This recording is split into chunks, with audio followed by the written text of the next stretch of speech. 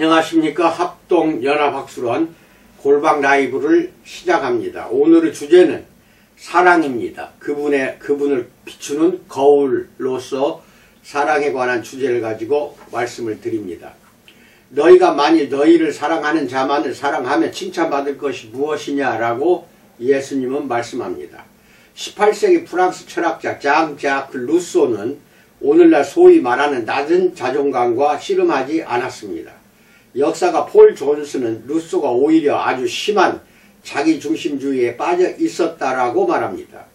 실제로 그의 말들이 그 사실을 증명해 줍니다. 루소는 자칭 인류의 특별한 친구였습니다. 그는 부끄러움 없이 말했습니다. 나만큼 나를 사랑할 수 있는 사람은 아직 존재하지 않는다. 더 많은 사랑의 재능을 가진 사람은 아직까지 없었다라고 장담합니다. 그러나 실제로 그를 알던 사람들의 의견은 매우 달랐습니다. 존스는 말합니다. 그는 일반적으로 인류를 사랑하긴 했지만 특정한 사람들과 말다툼을 하는 성향이 매우 강했다. 그의 피해자 중 한 명인 예전 친구이자 의사인 제네바의 트롱상은 이렇게 반론을 제기했다. 어떻게 인류의 친구라는 사람이 더 이상 사람들의 친구가 아닐 수가 있는가? 라고 말하고 있습니다. 루소는 또 다른 유명한 철학자를 연상시킵니다. 바로 라이너스 반 펠트입니다. 그는 이런 말을 했다고 전해집니다. 나는 인류를 사랑한다. 그런데 사람들은 질색이다. 이율배반적인 거죠. 사랑을 극찬하기는 쉽지만 실천하는 것은 훨씬 더 어렵다는 뜻입니다. 첫 번째, 사랑과 율법에 관해서 알아봅니다. 사랑은 궁극적인 인격의 시험입니다. 사도 바울은 믿음과 소망보다 더 고귀한 가장 큰 미덕이 사랑이라고 했습니다. 또한 당신은 그것에 동의하지 않는 철학자나 시인, 성직자, 정치인을 찾기 어려울 것입니다. 그러나 사랑은 결코 단독으로 존재하지 않습니다. 바울은 사랑 다음에 희락, 화평, 오래 참음, 자비, 양성, 양선, 충성, 온유, 절제를 성령의 9가지 열매로 열거합니다. 그 다음에 이 같은 것을 금지할 법이 없느니라 라고 덧붙입니다. 참으로 율법은 사랑이 없는 곳에서만 활동을 합니다. 우리가 모두 온전히 사랑한다면 십계명이 필요하지 않을 것입니다. 이미 본능적으로 그 일들을 행하고 있을 것이기 때문입니다. 우리의 문을 걸어 잠그고 자녀들에게 낯선 사람들을 조심하라고 하고 자기 방어 기술을 배우고 심지어 컴퓨터에 암호를 걸 필요도 없을 것입니다. 사랑이 없기 때문에 율법이 필요한 것입니다. 그러나 율법은 단지 우리의 죄악된 성향을 억누르기 위한 것만이 아니라 잃어버린 미덕을 되살리도록 불을 붙이기 위한 것입니다. 그 미덕의 상실이 애초에 율법이 주어진 원인이었습니다. 앞으로 살펴보겠지만 율법은 우리를 사랑으로 돌아가게 하기 위한 것이 율법입니다. 사실 사랑은 역동적이고 에너지가 충전된 핵처럼 하나님의 율법의 심장부에 있는 것이 사랑입니다. 율법의 궁극적인 목적은 단순한 순종이 아닙니다. 그것은 사랑의 관계입니다. 바울의 말처럼 갈라디아서 3장 24절에서 이같이 율법이 우리를 그리스도께로 인도한다라고 고백합니다. 두 번째, 이웃사랑에 대해서 살펴봅니다. 나는 이 강의에서 주로 예수님이 동시대인들에게 하신 질문들에 초점을 맞추어왔고 더 나아가 그분이 우리에게 하시는 질문들을 다루었습니다. 하지만 그분의 말씀을 듣는 자들이 그분에게 던진 모든 질문들은 어떠합니까? 지금 당신이 예수님 앞에 서 있을 수 있다면 무엇을 질문하겠습니까? 당신이 가장 알고 싶은 거 한 가지는 무엇인가요? 분명 여러 가지 가능성이 있습니다. 천국의 본질, 삶의 의미, 국가에 대한 그리스도인의 의무, 또는 복음을 듣지 못한 사람들의 운명에 대한 질문들이 있을 것입니다. 하지만 나에게 가장 중요한 질문은 명백히 이것입니다. 내가 영생을 얻었다는 것을 어떻게 알 수 있는가요? 이것보다 더 중요한 것이 있을 수 있을까요? 나는 그렇게 생각하지 않습니다. 다행히 예수님의 동시대인들 중에 침착하게 이 중요한 질문을 던진 사람들이 있었고 그 덕에 우리는 예수님이 그들에게 하신 대답들을 연구함으로써 많은 것을 배울 수가 있습니다. 어느 날 한 부자가 예수님에게 물어봅니다. 선생님이여, 내가 무슨 선한 일을 하여야 영생을 얻으리까? 라고 물어봅니다. 그 사람은 분명 자기가 영생을 얻기 위해 할 수 있는 간단한 임무가 있기만을 바랐을 것입니다. 빠르고 깔끔하며 간단한 거래를 기대했을 것입니다. 나는 예수님이 그에게 천천히 가라고 하실 때 그가 고개를 떨구는 것을 상상해 볼 수 있습니다. 예수님은 다시 율법을 가리키며 그에게 내가 생명에 들어가려면 계명들을 지키라 라고 말씀하십니다. 그 사람은 아마 떨리는 목소리로 이렇게 대답했을 것입니다. 어느 계명이 오니까? 요구사항들이 갑자기 도덕적 빅뱅처럼 폭발하기 시작합니다. 그리고 그것이 어디로 인도할지 누가 알겠습니까? 분명 예수님은 그가 600개가 넘는 구약의 규정들을 모두 지켜야 한다는 뜻으로 말씀하신 것은 아니지 않겠습니까? 그것을 모두 행한다는 것은 불가능한 일입니다. 예수님은 그에게 두 번째 돌판에 새겨진 6가지 계명을 제시하십니다. 그것은 우리의 동료 인간들에 대한 의무를 다루는 것들입니다. 예수님은 하나님께 대한 우리의 의무를 다루는 첫 번째 돌판의 계명들로 청년의 관심을 끄실 수도 있었지만 두 번째 돌판의 계명들로 자신의 주장을 관찰하기에 충분하다고 생각하셨던 것 같습니다. 그래서 예수님은 그 계명들을 나열하십니다. 살인하지 말라, 간음하지 말라, 도둑질하지 말라, 거짓 증언하지 말라, 내 부모를 공경하라, 내 이웃을 내 자신과 같이 사랑하라 라고 말씀합니다. 이웃사랑에 관한 마지막 계명은 사실상 10계명에 포함되어 있지 않지만 그것은 두 번째 돌판을 잘 요약해 주고 있습니다. 자존심이 많이 상한 듯 그는 진지하게 말합니다. 이 모든 것을 내가 지켰사온데 아직도 무엇이 부족하나이까? 이에 예수님은 이렇게 대답하십니다. 내가 온전하고자 할진대 가서 내 소유를 팔아 가난한 자들에게 주라. 그리하면 하늘에서 보화가 네게 있으리라. 그리고 와서 나를 따르라 라고 말씀합니다. 이 새로운 요구 조건에 그 사람은 슬그머니 물러섭니다. 그가 가진 모든 것을 주라고요? 그것은 거래에 포함시킬 만한 것이 아니었습니다. 그렇지 않은가요?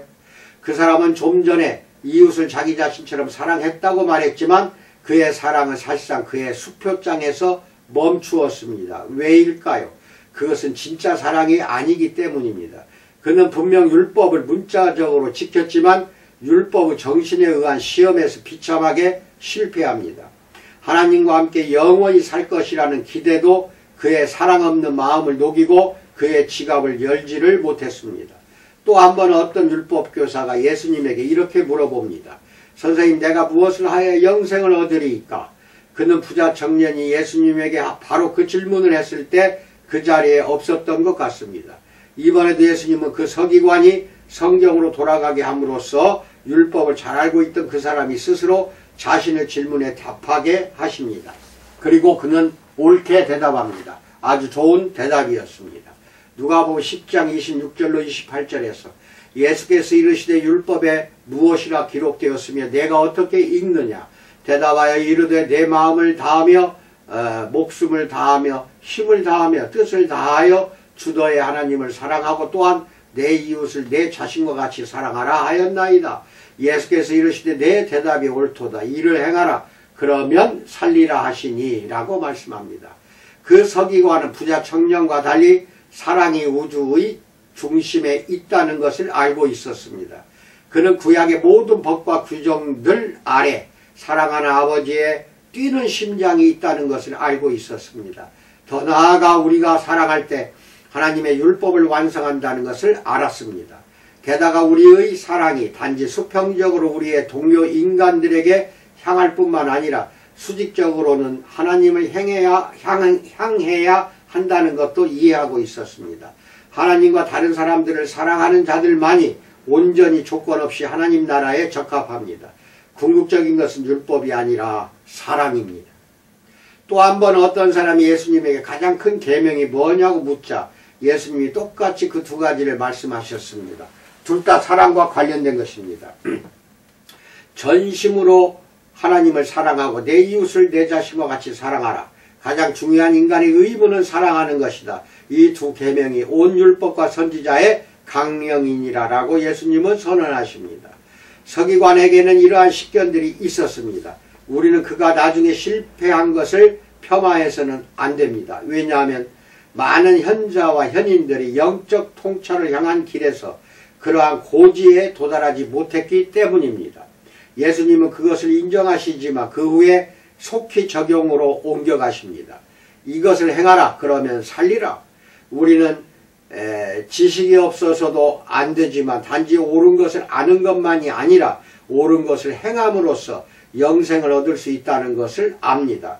그것에 관해 논쟁의 여지가 있을까요? 그렇지 않을 것입니다. 그러나 서기관은 자기가 사랑의 삶을 살지 못했다는 걸 압니다. 그는 우리가 때때로 망각하는 것을 알고 있습니다. 사랑은 단지 사랑하는 감정 이상의 것이라는 사실입니다. 그는 진정한 사랑은 활동적이고 구체적이며 지나치게 감상적인 것이 아니라는 걸 압니다.